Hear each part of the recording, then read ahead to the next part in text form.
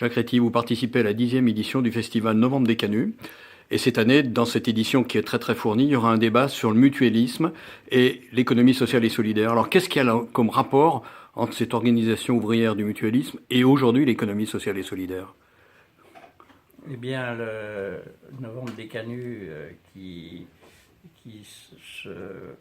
essaye de retrouver les origines aux origines du mouvement ouvrier, les principes qui ont guidé les choix de nos prédécesseurs, on trouve le mutualisme.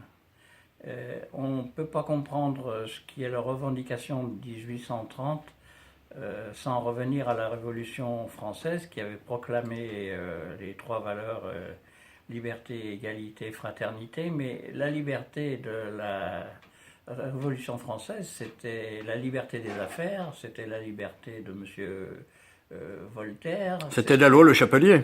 C'était la loi Le Chapelier, c'est-à-dire quelque chose qui est le fondement, la base du libéralisme pur et dur,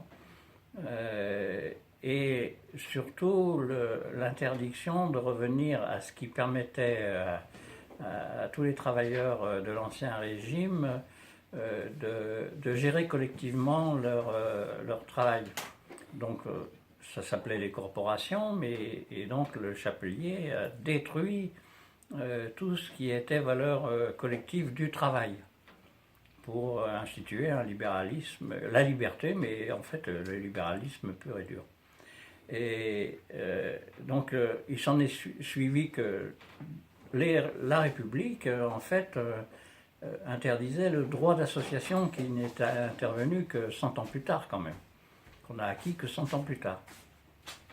Et il a comme ils avaient toujours le souci des valeurs collectives, les canuts, je parle, des valeurs collectives dans le travail, ils ont cherché la parade à cette interdiction formelle de s'assembler. Et ils avaient la volonté de s'apporter un concours mutuel, donc d'où le terme mutualisme, et donc ils ont cherché la solution. Alors la solution, c'était comme aujourd'hui la police raisonne en matière d'attroupement, à partir de combien il y a un attroupement dans la rue. À l'époque, il n'y avait pas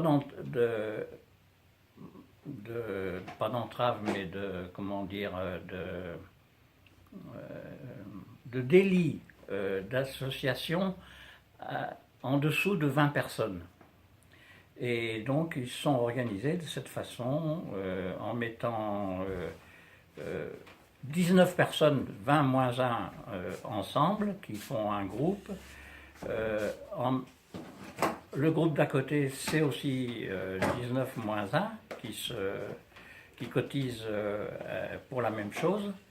Et ensuite, en regroupant, toujours par le principe de 19 moins 1, de 20 moins 1 de 19, en regroupant tous ces groupes mutualistes. Voilà, et c'est le mutualisme qui a été institué par les canuts dans les années 1830. Donc les sociétés de secours mutuel, naissance de la mutualité, oui. Qui est aujourd'hui encore très vivace. Mais alors, quel rapport aujourd'hui avec l'économie sociale et solidaire? Alors, pour la petite histoire, on peut, puisqu'on est lyonnais, on peut voir que Pauline Jaricot, qui était une fille de négociant de la soie, quand elle a voulu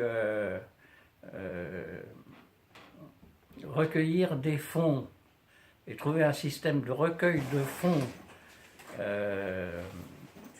pour le développement des œuvres de la foi, a repris ce système. Et donc, en montant des groupes qui eux-mêmes se fédéraient au niveau supérieur, et ainsi de suite.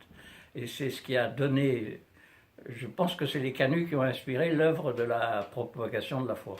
Alors aujourd'hui, l'économie sociale et solidaire. Aujourd'hui, l'économie sociale et solidaire, elle se développe selon ses propres principes à elle, elle doit au Canut et au mouvement ouvrier des années 1830, une des sources d'inspiration de l'économie sociale et solidaire, c'est tout le mouvement coopératif.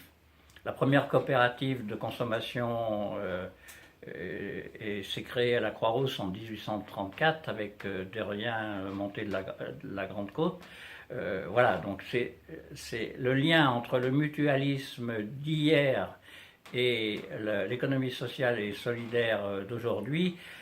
C'est par la coopération, le mouvement coopératif, et c'est ce que j'ai envie de développer le jour où c'est moi qui dois causer de ce sujet. Voilà.